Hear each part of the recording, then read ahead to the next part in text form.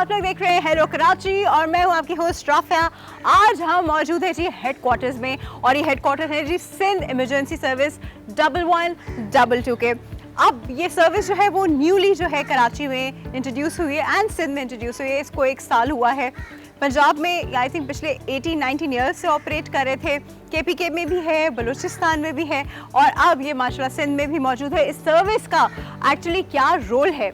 देखिए, जहाँ इतनी ज़िंदगियाँ होती हैं, मिलके रहती हैं, आप बाहर निकलते हैं, घर में होते हैं, 10 हादसा जो हैं इंसान की ज़िंदगी में उसके सामने होते हैं। कभी खुदा न खास्ता रोड ट्रैफिक एक्सीडेंट हो जाता है, कहीं आग लग जाती है, फिर कोई नागहानी आफात जिसे हम कहते हैं ना ज़लज़ला या कोई ऐसी चीज़ या सैलाब, इस तरह की चीज़ें जो हम लोग फेस करते हैं तो फिर हमें समझ नहीं आ रहा होता कि इनको कैसे हैंडल किया जाए और एक नॉर्मल इंसान को तो कभी भी नहीं पता होता। ये रेस्क्यू सर्विसेज जो है ये बड़ा इंपॉर्टेंट रोल प्ले करती हैं। इनके अंदर स्पेशलाइज्ड लोग होते हैं जो कि ट्रेंड होते हैं और इनकी जो सर्विस है वो डे बाय डे जो है वो इम्प्रूव होती जा रही है क्योंकि बहुत सारे लोग इसको ज्वाइन कर रहे हैं। बड़ी इनकी सख्त ट्रेनिंग होती है और भी बड़े दिल गुर्दे वाला काम है ये काम करना। अभी मैं आपको दिखाती हूँ कि क्या क्या चीज़ें यहाँ मौजूद हैं और ये किस तरह ऑन साइट जाके वो सब चीज़ें हैंडल करते हैं। देखिए, किसी भी इंसान के लिए ना बड़ी कहते हैं नर्व्स का काम है। हर एक के लिए ये चीज़ देखनी और करनी आसान नहीं होती। तो जी रेस्क्यू 1122 किस तरह परफॉर्म कर रहा है, क्या क्या सर्विसेज जो है कराची और सिंध के लोगों को प्रोवाइड कर रहा है, वो हम अंदर चल के देखते हैं। Follow me.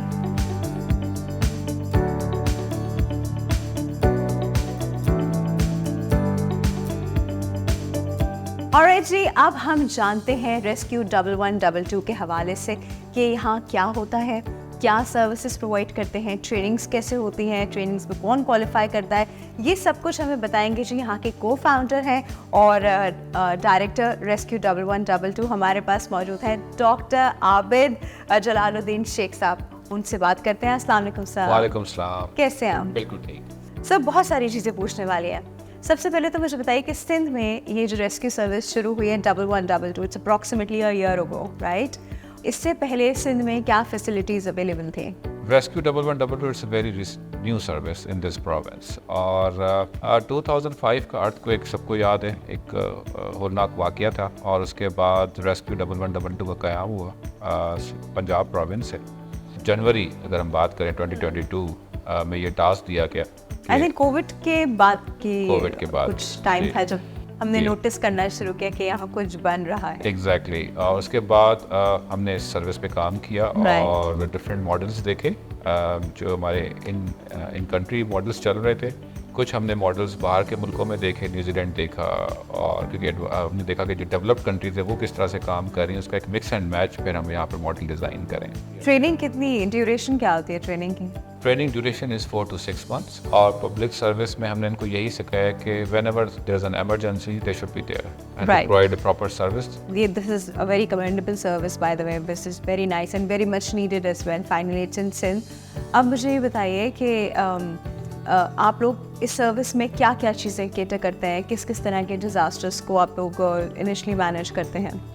जब सेंट्रल कमांड एंड कंट्रोल जब हमने यहाँ पर इस्टेब्लिश किया तो हमने जो सारी सर्विसेज ऑलरेडी सर्विसेज दे रही थी उसको इंटीग्रेट कर दिया कि जब हमारे पास कॉल आए इस सेंट्रल कमांड एंड कंट्रोल में जो बेसिक हमारा पर्पस है, जो ऑब्जेक्टिव है वो है response, quick response, quick rescue service. अच्छा, मुझे ये बताएं कि लोग आपको कैसे कांटेक्ट करते हैं? मतलब नॉर्मल हम जैसे लोग किसी ऐसी चीज़ को देखें या हमारे साथ हो रही है तो हम आपको कैसे रिपोर्ट करें फ़ौरन? देखें, इस वक्त इस पूरे प्रोविंस में एक ही इमरजेंसी नंबर है।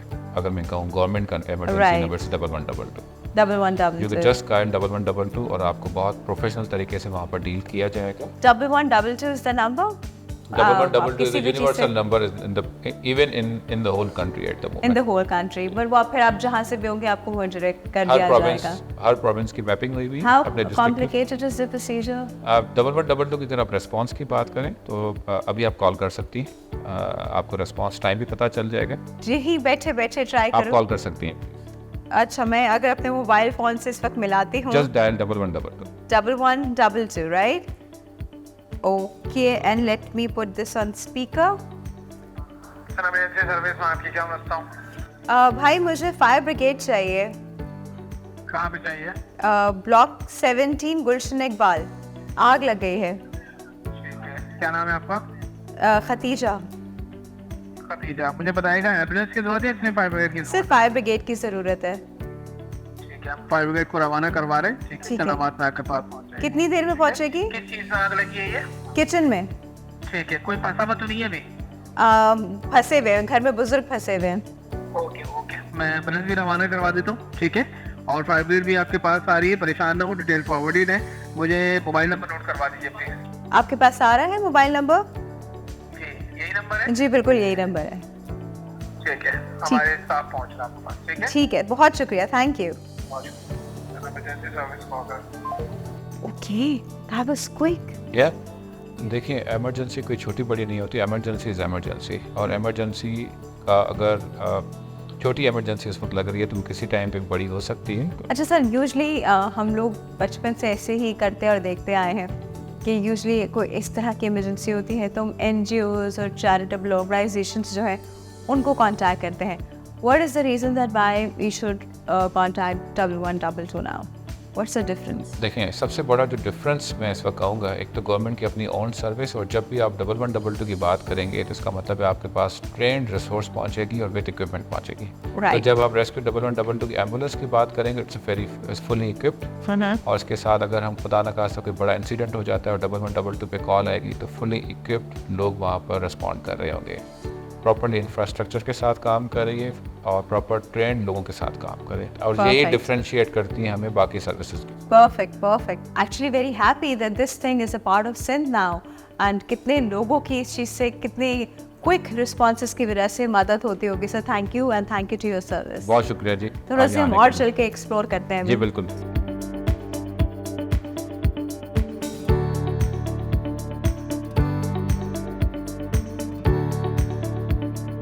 ऑलराइट जी, इस वक्त हम मौजूद हैं एक कंट्रोल सेंटर में, लेकिन एग्जैक्टली आप हो क्या रहा है ये हम सर से पूछते हैं। सो व्हाट इज इट, और ये नीचे क्या सिचुएशन है और ये रूम क्या है, दोनों चीज़ें बताइए। इस वक्त हम लोग हैं central command and control building के अंदर, और it's a part of headquarter of rescue Sindh emergency rescue service. Central command and control में इस वक्त हमारे पास कोई पूरे सिंध से कॉल्स रिसीव होती हैं और यहीं से हम लोग मैनेज करते हैं। कॉल टेकर्स भी बैठे हुए हैं, डिस्पैचर्स भी बैठे हुए हैं। अगर आप पीछे देखें, एक आपको स्क्रीन नज़र आएगी, वीडियो वॉल नज़र आएगी, और यहाँ से ट्रैकिंग भी चल रही होती है हमारी जो रेस्क्यू व्हीकल्स हैं, क्योंकि जब भी कॉल आती है उसके बाद जब नियर बाय सर्विस को इंगेज किया जाता है तो इसी ट्रैकिंग को देखते हुए और जो करीबी सर्विस अवेलेबल होगी, स्टेशन अवेलेबल होगा या गाड़ी अवेलेबल होगी, उसको इंगेज किया जाएगा इमरजेंसी के साथ, और कंप्लीट ट्रैकिंग चल रही होती है। 24 आवर्स राइट। सो ये जो आपके कॉल सेंटर एजेंट्स हैं, are they like very well trained according to the map, according to the landmarks? They are very much well trained on the international standards, और इसमें ना सिर्फ सर्विस प्रोवाइड होती है, और कहीं कहीं अगर CPR की नीड है वो भी आप फ़ोन पे उनको जो अटेंडेंट होता है उनको बताया जाता है, CPR कराई जाती है वहाँ पर पेशेंट की अगर रिक्वायरमेंट है। राइट। उसके साथ जिस रूम में हम लोग इस वक्त खड़े हुए, this is situation room, this is a very new concept, situation room. और खुदा ना खास्ता कोई बड़ा डिजास्टर अल्लाह ना करे हो, मैं बार बार ये कहता हूँ, अगर इस तरह की सिचुएशन होती है तो जो रेलेवेंट स्टेक होल्डर्स होंगे हम उनको यहाँ पर बिठाकर यहीं पर डिसीजंस होंगे, और सारे स्टेक होल्डर्स की इन्फॉर्मेशन वन विंडो यहाँ से डिसीजन लिया जाएगा। अच्छा सर, मुझे कुछ बताएं अंदाजन हर रोज के हिसाब से कितने कॉल्स इस कॉल सेंटर में रिसीव हो जाते हैं? देखिए, सिर्फ अगर मैं कराची की बात करूँ तो इस वक्त हमारे पास 6,000 to 7,000 कॉल्स पर डे जी हमें रिसीव होती हैं, and rest of the province हमारे पास इस वक्त कॉल्स आती हैं तकरीबन कोई 9,000 to 11,000। Like irrelevant calls, prank calls, fake calls, they are all part of this call center। तो वो कोशिश कर रहे हैं लोगों में अवेयरनेस चली जाए और इस तरह की कॉल्स हमें ना आए, क्योंकि जब इस तरह की कॉल्स आती हैं तो ना सिर्फ हमारा जो बिल्कुल ऐसा ही है। और बहुत दफ़ा ऐसा भी हुआ है कि कॉल्स आती है और सर्विस वहाँ पर पहुँच जाती है, लोग पहुँच जाते हैं और वहाँ पर कुछ भी नहीं होता, कुछ भी नहीं होता। तो गवर्नमेंट के रिसोर्सेज प्रॉपर्ली यूटिलाइज करें जब उसकी नीड हो, क्योंकि ये हम सबके अपने रिसोर्सेज हैं, तो उसको तब यूज़ करें जब आपकी एक्चुअल इमरजेंसी हो या आपकी रिक्वायरमेंट हो।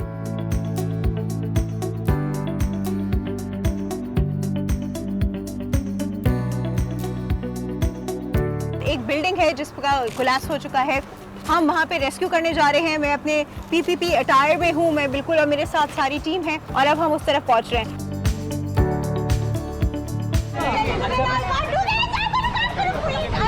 आराम से नीचे गिरने दे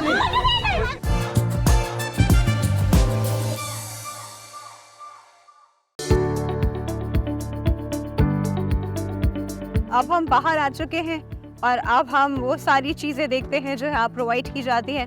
पहले हम इस फायर टेंडर की तरफ चलते हैं। सर कुछ बताइए यहाँ क्या सिनेरियो है? मैंने आपके साथ जो ऊपर आपके साथ जो डिटेल्स शेयर की, अब आपके साथ हम यहाँ पर ब्रीफिंग आपको देंगे कि जो हमारी सर्विसेज हैं, इमरजेंसी सर्विसेज, उसके जो कंपोनेंट्स हैं उसमें कौन कौन से इक्विपमेंट्स यूज़ हो रहे हैं। राइट। तो हमारे पास रेलेवेंट जो इसके स्टेशन इंचार्ज इमरजेंसी ऑफिसर्स यहाँ पर हैं, ये इंशाल्लाह आपको भी ब्रीफिंग देंगे। आप अस्सलाम वालेकुम, मेरा नाम हम्माद अनवर कुरैशी है। मैं यहाँ पे एज ए स्टेशन इंचार्ज काम कर रहा हूँ। ओके। ठीक है। कमांड एंड कंट्रोल में अगर कोई भी हमारे पास कोलैप्स स्ट्रक्चर की इमरजेंसी आती है तो उस पर हम ये डिजास्टर रिस्पांस व्हीकल जो है मूव कराते हैं। इसमें हमारे पास मुख्तलिफ इक्विपमेंट्स है जो कि हर इमरजेंसी के हिसाब से यूज़ होते हैं। ये जो हमारे पास डिजास्टर रिस्पांस व्हीकल है, इन केस ऑफ कोई भी इमरजेंसी हमारे पास आती है जो कि कोलैप्स स्ट्रक्चर से लेके आरटी है, आरटी से लेके rescue for rescue from the height, तो हम ये डिजास्टर रिस्पांस व्हीकल अपने मूव करवाते हैं विद टीम। हमारे पास ये अर्बन सर्च एंड रेस्क्यू की टीम है पूरी, जो हमारे पास आप इनके यूनिफॉर्म देखें, इनके स्पेशलाइज्ड गियर्स होती है, स्पेशलाइज्ड यूनिफॉर्म है इनकी जो एक यूनिफॉर्म की स्पेशलिटी क्या है? ये फायर कैच नहीं करता? क्या फायर है? कैच नहीं करता और ये कट एंड रेजिस्टेंस है। अगर हम लेट सपोज कन्फाइंड स्पेसमेंट के अंदर जा रहे हैं तो वहाँ पे हमारे पास मुख्तलिफ किस्म की चीज़ें अवेलेबल होती है जो कि हमारी बॉडी को हैजर्ड करते रहती है। Exactly. तो ये उसके लिए हमारे पास कट रेजिस्टेंस यूनिफॉर्म है और फायर भी रेजिस्टेंस होते ही ये है। और ये कहते कोई भी इमरजेंसी हो, कितनी बड़ी भी इमरजेंसी हो, हमारी बात ये व्हीकल तमाम कम्प्लीटली इक्विप्ड है और इसमें तमाम ऐसे इक्विपमेंट मौजूद है कि हम इमरजेंसी पे रिस्पॉन्स कर सकें। Wow, very very impressive. चलिए जी, थैंक यू सो मच। और हम आगे भी बढ़ते हैं और यूनिट्स की तरफ भी बढ़ते हैं। Thank you.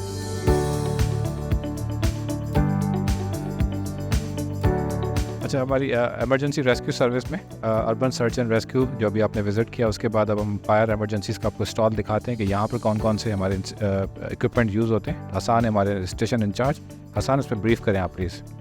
अच्छा मैम, नंबर ऑफ़ एमरजेंसीज़ में या नेचर ऑफ़ एमरजेंसीज़ में आफ्टर मेडिकल इंटरवेंशन जो हमारे पास सेकंड प्रायोरिटी पे जो एमरजेंसीज़ होती हैं, बिलखुसूस कराची शहर में, वो हमें फायर इमरजेंसीज़ होती हैं। और ये एमरजेंसीज़ हमें दिन में औसतन 3 2 दिन में 4 इस तरह से हमें डील करने को मिलती है। तो ये समझ लें कि ये कंपोनेंट आफ्टर मेडिकल हमारे पास सबसे ज़्यादा इंगेजमेंट वाला और सबसे ज़्यादा बिजी कंपोनेंट होता है। अच्छा, तो इन दोनों पर यूनिफॉर्म्स में डिफरेंस क्या है फिर? यूनिफॉर्म के मटेरियल में कोई डिफरेंस नहीं है। अच्छा, ठीक है। मटेरियल में कोई डिफरेंस नहीं, बट कलर ऑल्दो ये डिफरेंस है। वो जब भी ऑफेंसिव फायर फाइटिंग करेगा हमारा फायर फाइटर, हमारा रेस्क्यूअर, जब भी उसको किसी स्ट्रक्चर में जाके फायर फाइटिंग करनी है और किसी विक्टिम को लेकर आना है तो वो ये पहनेगा। इवन अगर विक्टिम नहीं है तो भी हम उसको ये पहना दें, क्योंकि अपनी सेफ्टी भी हमारे रेस्क्यूअर की बहुत ज़्यादा जरूरी है। एग्जैक्टली, बिल्कुल। ये 2 यूनिफॉर्म की कैटेगरी आ गई।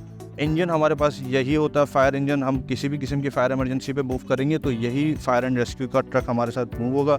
और ये ज़ाहिर स्टेट ऑफ द आर्ट हमने डिज़ाइन कराया हुआ है। हर तरह के एक्सटिंग्विशिंग एजेंट इसके अंदर मौजूद है। और ये टूल्स होते हैं जो मिनिमम हम अपने किसी भी फायर इंसिडेंट पे यूज़ करते हैं। क्या चीज़ है? Meter type? ये थर्मल इमेजिंग कैमरा है। थर्मल इमेजिंग कैमरा यानी कि कहीं भी विजिबिलिटी ज़ीरो है ड्यू टू ये समझ लें स्मोक की वजह से, तो ये हमें डिटेक्ट करके देता है कि कहाँ पे कोई लाइव विक्टिम मौजूद है।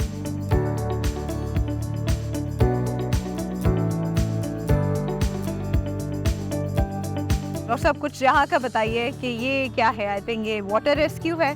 जी बिल्कुल। Deep और तो नहीं है। एग्जैक्टली मैं जैसे हमारी अभी आपने फायर इमरजेंसी के इक्विपमेंट देखे, इसी तरह से again it's a very important component. और वाटर रेस्क्यू ड्राउनिंग के केसेस हमारे पास बहुत सारे आते हैं, तो उसको डील करने के लिए हम काफ़ी इक्विपमेंट्स हम लोग यूज़ करते हैं। We have the divers, we have the scuba divers. तो हमारी टीम के इस वक्त हैं सेफी। आप प्लीज ब्रीफ करें हमें। अच्छा, आइए जी, अस्सलाम वालेकुम। वालेकुम अस्सलाम। आइए प्लीज यहाँ आ जाइए और मुझे बताइए कि ये क्या चीज़ें हैं। I really want to know all this. Right, ये हमारा वाटर रेस्क्यू का इक्विपमेंट का जो है व्हीकल है। इसके अंदर हमारी स्पेशलाइज्ड व्हीकल आती है जिसका डिज़ाइन इसलिए किया गया है कोई वाटर ड्राउनिंग केसेस हों तो उनको हम डील कर सके। इस व्हीकल के हवाले से मैं आपको बता सकूं, इसके अंदर हमारे पास जो वाटर से रिलेटेड इक्विपमेंट्स होते हैं उनमें लाइफ बॉयज़ होते हैं, ये सूट्स आप देख लिए ये होते हैं, और हमारे पास इसमें सोनार सिस्टम और बाकी अदर लोगों को बचाने के लिए इसमें चीज़ें शामिल हैं। अच्छा, मुझे थोड़ा सोनार सिस्टम बताइए। What is this sonar system? Basically ये साइड स्कैनर कहलाता है, जो कि किसी भी बोट के साइड में इसको हम अटैच कर लेते हैं तो ये ग्राउंड के जितना भी संबंध है कि बेड के अंदर जितनी भी चीज़ें होती है उसको स्कैन कर लेता है। अच्छा। जिस तरह आप देख रही हैं यहाँ पे लाइफ बॉय मौजूद है, लाइफ जैकेट्स मौजूद है। ये हम इनिशियल स्टेजेस पे जो है ना यूज़ करते हैं जब हमें कोई drowning case on the spot मिल जाए। राइट। उसके बाद आपने देखा होगा यहाँ कोई ड्राउन हो चुका है तो अगर कोई ड्राउन हो चुका है तो उसके लिए हमारे पास स्पेशलाइज स्कूबा सेट होता है। तो अगर हमें इस तरह के कोई सिनेरियो है जिसमें हमें पता हो कि 6-7 घंटे हो गए, ऑब्वियसली बॉडी ड्राउन हो गई है, तो उसके लिए हमारे पास 2 किस्म के सूट्स हैं। एक आप देख रहे होंगे, एक हमारे पास वेट सूट है और एक हमारे पास ड्राई लैमिनेटेड सूट है।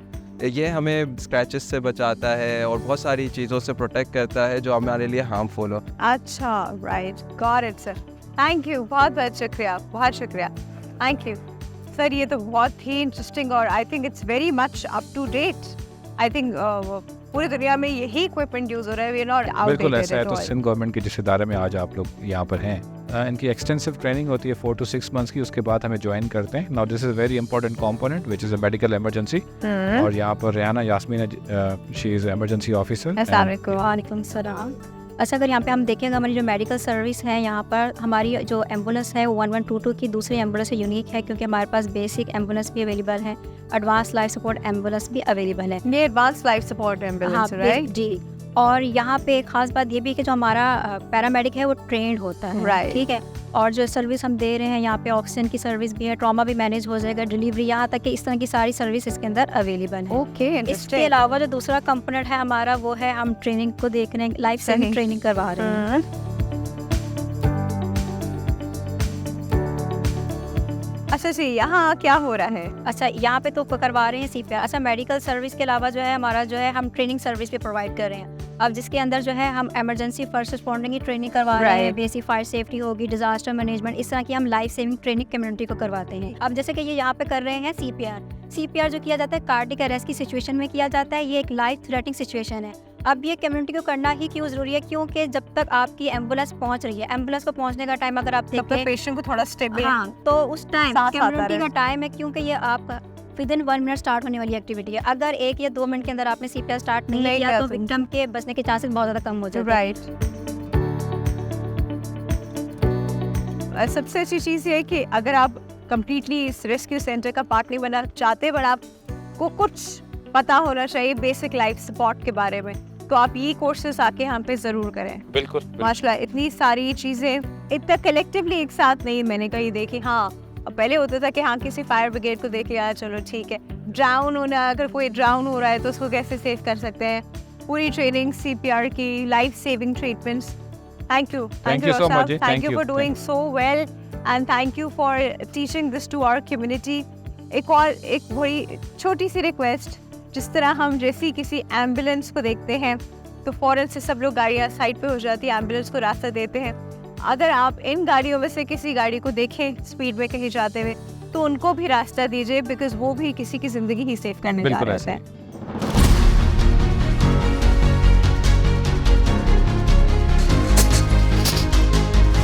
और जी अब हम ड्रिल पे जा रहे हैं और ये है जी अर्बन डिजास्टर व्हीकल जिसमें मैं मौजूद हूँ, और एक बिल्डिंग है जिसका कोलैप्स हो चुका है। हम वहाँ पे रेस्क्यू करने जा रहे हैं। मैं अपने PPP अटायर में हूँ मैं बिल्कुल, और मेरे साथ सारी टीम है, और अब हम उस तरफ पहुँच रहे हैं। आप हमें फॉलो कीजिए।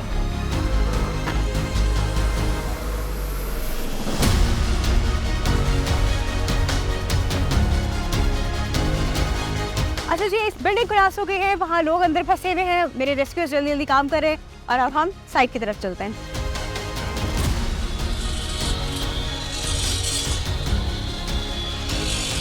अच्छा भाई, ये आप कुछ बताएंगे क्या हो रहा है? जी मैडम, दरअसल ये हमारी एक एक्टिविटी है अर्बन सर्च एंड रेस्क्यू की, और हमें ये सस्पेक्ट है कि अंदर कोई विक्टिम ट्रैप्ड है, तो उस विक्टिम को एवैक्यूएट करने के लिए हम ये कंक्रीट को काट रहे हैं हमारे कटर से, और ये कटिंग जब हो जाएगी तो इसके अंदर हमारे 2 रेस्क्यूअर्स अंदर स्ट्रक्चर में एंट्री देंगे, और जो सस्पेक्टेड विक्टिम अंदर ट्रैप्ड है उसको एवैक्यूएट करवाएंगे।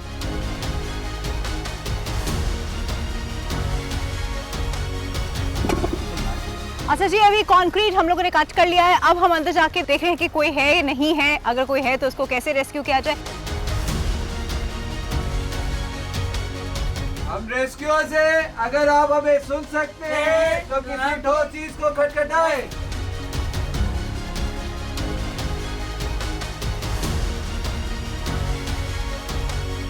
और जी अब हम अपना दूसरा मिशन कर रहे हैं। दूसरा मिशन ये है कि ये रिपेलिंग का मिशन है और इसमें हाइट रेस्क्यू किया जा रहा है। अभी आप देखेंगे कि मैं इस बिल्डिंग से नीचे आऊंगी, तो चले मेरे साथ, लेट्स डू दिस।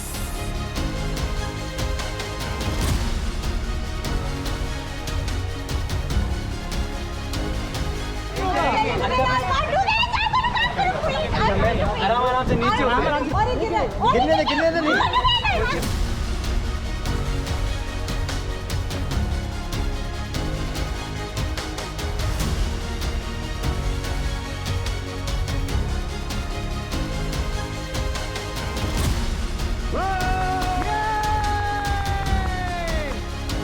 और जी अभी आपके सामने मेरे रिपेलिंग की एक्टिविटी की विच वॉज नॉट ईजी।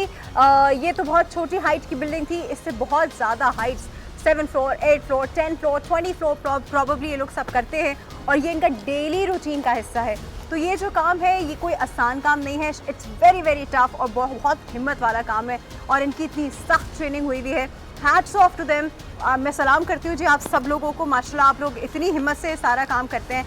करते हुए मुझे तो पता चल गया, मेरी तो सांस फूल गई और मैं बहुत डर गई थी, लेकिन ये लोग जिस तरह बाहिम्मत तरीके से करते हैं बहुत बड़ी बात है, बहुत बड़ी बात है जी। बहुत मज़ा आया आज के एपिसोड में। आपने देखा कि सिंध रेस्क्यू सर्विस 112 किस तरह काम करती है, किस तरह से बहुत मुश्किल सिचुएशन से लोगों की ज़िंदगियां बचाने का काम करती है। अभी के लिए they are amazing for what they are doing and I am very very impressed.